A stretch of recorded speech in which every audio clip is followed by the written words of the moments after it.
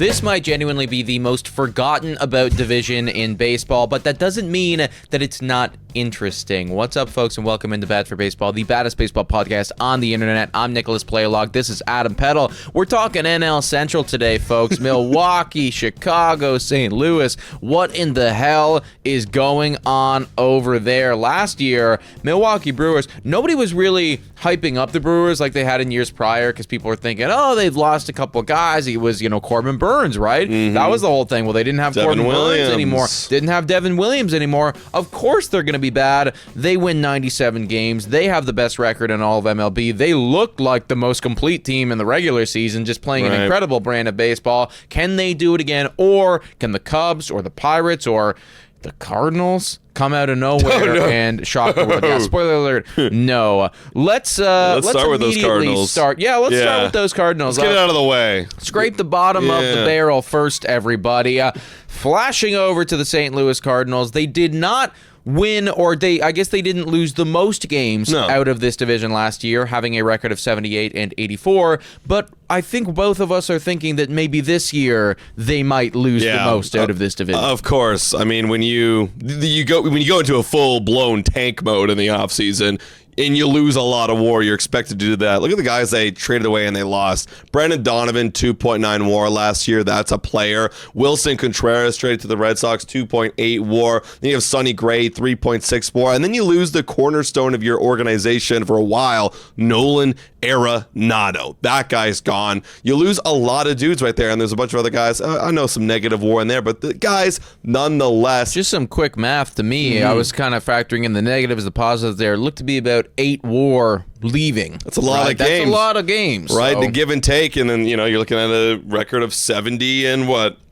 92 as that would be, and that's kind of right there near the bottom of the league in terms of wins, and the Cardinals should be expecting to do that. Honestly, I don't think they're going to stop there. Like, I know right now in the offseason they're kind of done trading. Come trade deadline, you could see Alec Burleson go. I mean, I don't really know much about Ivan Herrera, but it looks like he's got some playing time under his belt. Maybe they don't ship him off. You could see a bunch of guys go if they're not willing to. Anybody with value feels like it's leaving St. Louis, and I mean, I do really feel bad for the St. Louis fan base here. Like, this is tough, man. Looking up, can we scroll back to the lineup here? This is actually crazy, like, you have a couple prospects who maybe could be somebody's one day, but the problem is, like, the foundation is just so shaky. There's not a single individual in here who is a veteran. Like, not a single one. Look at where all of them are from. They're all from St. Louis. They haven't spent any money at all. Like, it's teams like this, which is why people are complaining about a salary floor, right? And I mean, I guess to St. Louis's credit, in the past they've gone out and done it, but recently, over the last few years, like, they are so overwhelmingly committed to the tank at this point that it does feel like hard to imagine a world where some of these top prospects, even in their tenure, you're going to be able to claw your way out of this, because I just don't see a light at the end of the tunnel. Yeah, here. like, again, I bring up Alec Burleson, and some St. Louis Cardinals fans might go, like, well, we got like 3 more years left of Alec Burleson. Well, you're not going to be winning in the next 3 years. And tanking in baseball has to be one of the hardest things to do, and very rarely do you see an organization turn around so quick. Honestly, again, I know we're Blue Jay fans here. The quickest turnaround I've seen from a tank was the Blue Jays, how they sell it all in 2017, bad as ass in 2018. This is what they're going through. And then 2019, you have 2 of the best top prospects in Bo Bichette and Guerrero coming up. Unless that's coming and we're not aware that you have 2 of the best top prospects on their way up that will immediately be an impact player, like star players, this thing's going to take a while to turn around. Exactly, and it's just like, it's tough to see when your oldest player on your offense is 27 and a half years old, and Pedro Pages right there. So, yeah, I mean, this offense it could genuinely be one of the worst in all of baseball. Hopefully you guys get some breakouts there.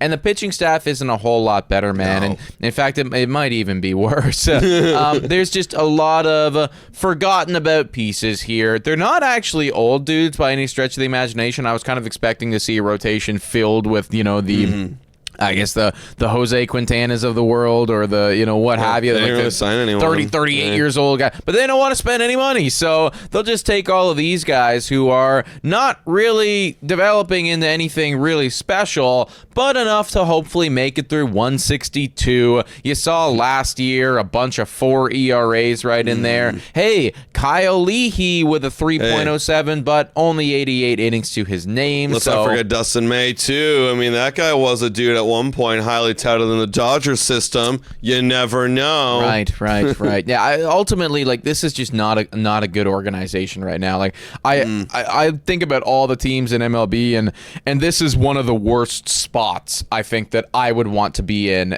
just in terms of organization as a whole. So, for me, I look at this squad right now, and I don't see a way for them to be flirting with 500. I think that last year's outcome of 78 wins or whatever it was, like, that would be an absolute ultimate ceiling for this squad right now. In fact, that'd be overachieving, actually. Yeah, I think that because a lot of guys would have to hit, right? Because think about all the WAR they lost. That means you're having multiple guys step up, because you have the guys currently like Alec Burleson and company like doing their thing, but you need multiple guys step up and be elite. Yes, like that's just agreed. So that's like tippity top of the tower.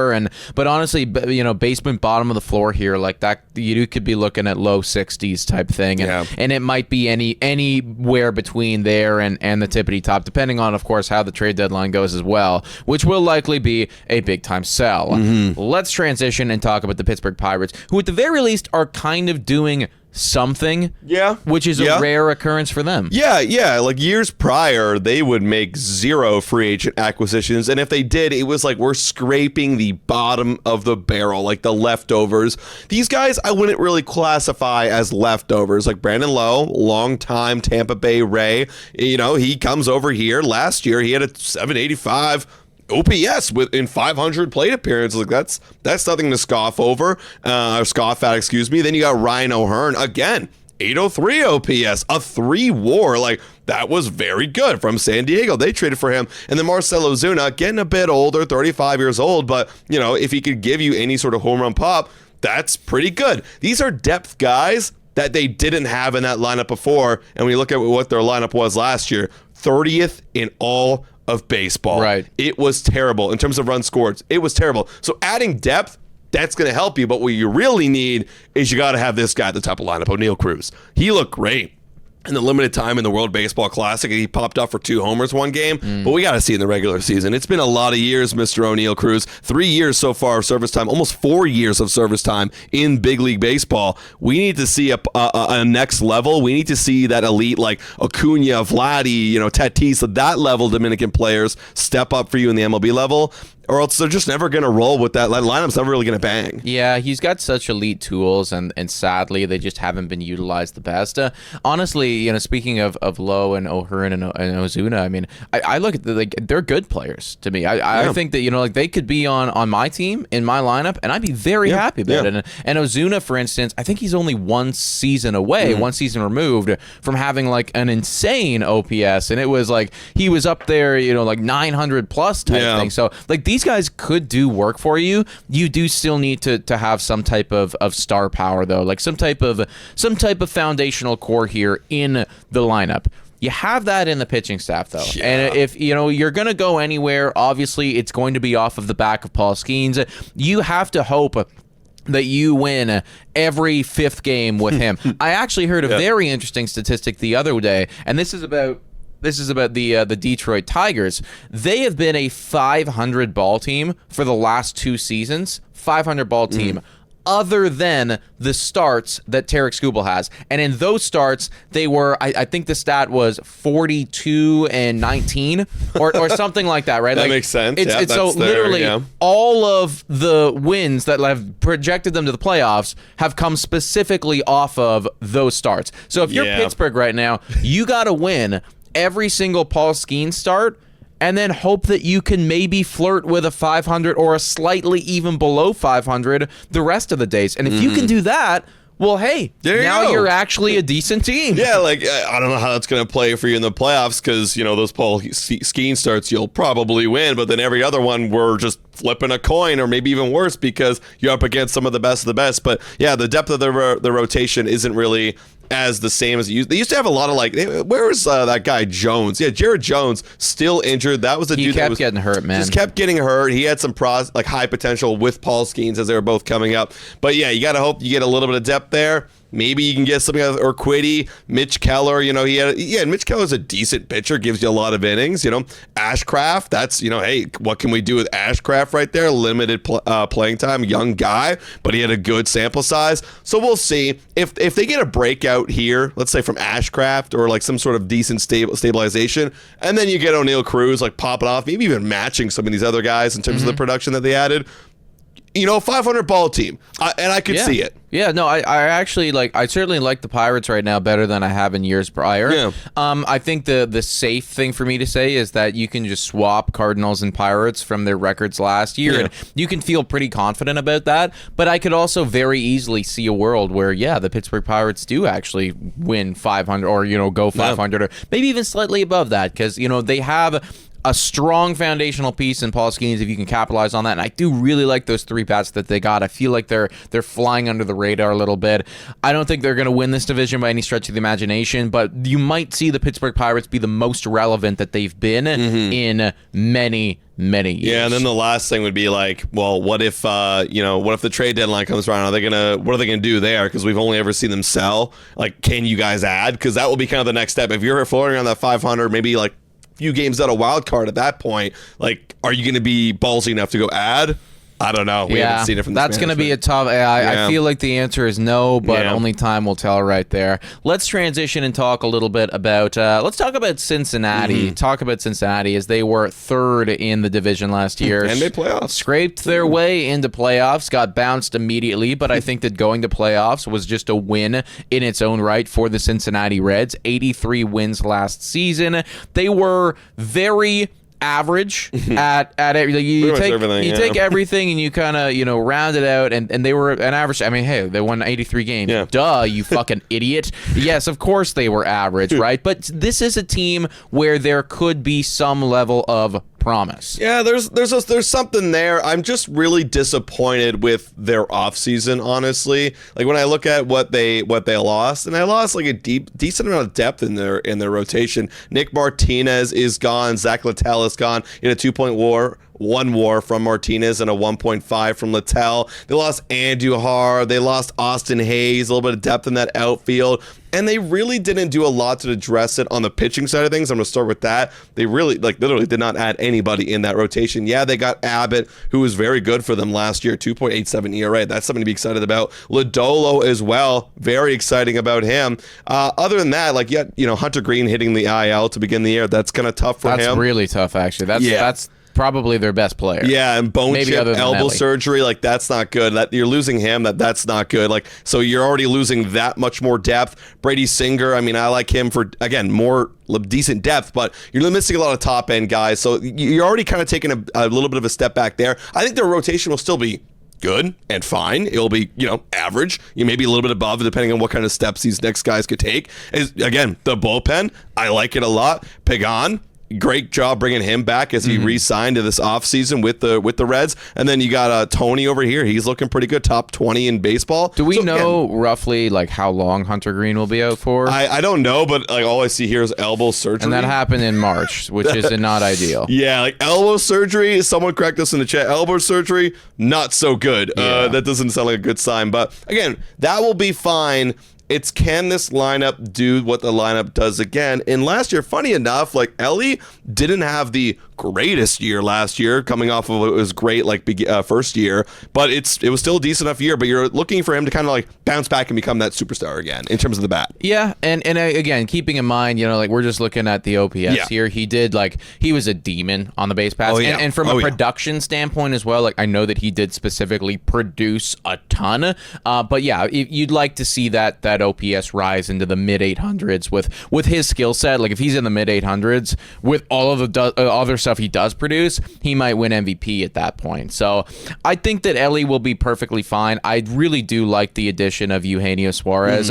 I don't know why everyone was so down on him in free agency. At the end of the day, half, that's why probably. I get that, but at the I know I'm still, with you. Yeah, 48 home runs. How do you forget and we that? just everyone was just like, oh, bad. But he got traded, right? Yeah. He got traded to a place, mind you, where he'd played previously and didn't play well. So maybe he just it doesn't fuck with Seattle, right? But like, he does fuck with Cincinnati. He's exactly, played here. right? So like for me, I don't really hold that against him. Like when a guy gets traded mid-season like that, it can be a tough adjustment, especially when they're going to a place where they haven't played well in the past.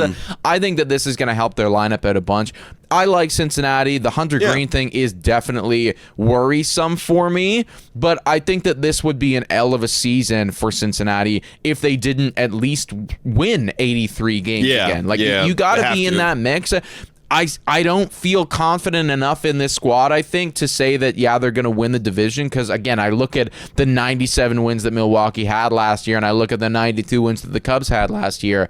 But if I'm Cincinnati right now, I'm feeling excited walking into the season. I'm feeling hopeful walking into the season. And if everything breaks right for you, maybe you do flirt with a 90-win year. Yeah, like, it's not a bad team at all. I think they're a slightly above average squad. So, the wins, like you're saying, would reflect that. Can you do it? And can you survive the 162 without any further injury? Any further injury in the rotation, I think you're in a lot of trouble right now. Yeah, the Hunter Green thing is actually very concerned. Like, you could argue he's your best player, right? Yeah. If not your best player, then your second best player. So hopefully that is, somebody let us know in the comments down below, how long is he going to be out for? Because that's a lot. Now we got the second last team in this division, and they were also the second place team in this division, the Chicago Cubs. They made playoffs last year, and they really went all in. And when I mean by all in, it's Kyle Tucker, because he came in and then he left. They traded for him and he's gone. That's a massive addition that they lost this offseason. You also got guys like Michael Soroka, actually threw up a 1.1 WAR for them. Brad Keller in the bullpen, 1.3. He was sneaky good. A lot of depth. I'm looking right here. Taylor Rogers, Drew Promahans, Ryan Brazier. I'm actually familiar with every single one of these names, right? And even Soroka down there, and Savali and Willie Castro. Like every single one of these names, I know. Yeah. And they're not Kyle Tucker levels, but the fact that I know all of this depth means that these are actual MLB players. So they definitely did lose some depth there. No, you're gonna sneeze? Almost, folks. We almost did that, but we saved it last second. They bring in Alex Bregman to kind of counteract a little bit of that Kyle Tucker loss. And I think that it's a good way to counteract that. It's not the same, though. No. I mean, you got stolen bases. You got Alex Bregman's going to give you some good defense in the infield. But then there's Kyle Tucker with the defense in the outfield. I mean, it's just Kyle Tucker's in his prime right now. Alex Bregman probably a little bit past it. Maybe not a hell of a lot, but he's 32 years old. Still good numbers, so I'm not saying he's declining by any means. But yeah, you're right. Like Kyle Tucker, just a little bit better caliber of a player. And then you pair him though with this lineup that was pretty good last year. You got Michael Busch, Ian Happ, Seiya Suzuki, he's always exciting. Pete Crow Armstrong, what a breakout he's been. Nico Horner, Dancy Swanson. Like, this is a good, deep lineup. A bunch of above average players. Bunch of above average guys that is going to give you good defense. Second in defense last year. Like, that's a really good team. And again, Bregman will help with that. Fifth in runs scored. So offense,